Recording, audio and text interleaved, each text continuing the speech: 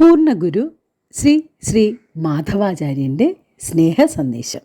പാടുമ്പോൾ പാട്ട് കേൾക്കുന്നുവെങ്കിൽ മാത്രമേ നിനക്ക് ശരിയായി പാടാൻ സാധിക്കൂ. കണ്ഠത്തിലും കാലിലും തേടുമ്പോൾ നിൻ ശ്രുതി തെറ്റും. ഒരു പ്രവൃത്തി ചെയ്യുമ്പോൾ അത് നന്നായി ശ്രദ്ധിക്കുന്നുവെങ്കിൽ മാത്രമേ അതിനെ ഫലത്തിലെത്തിക്കാൻ സാധിക്കൂ.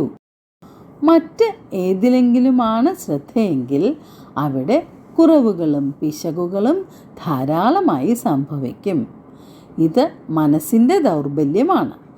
ദുർബലമായ മനസ്സ് അലക്ഷ്യത്തിൻ്റെയും അബദ്ധങ്ങളുടെയും വാസയിടമാണ്.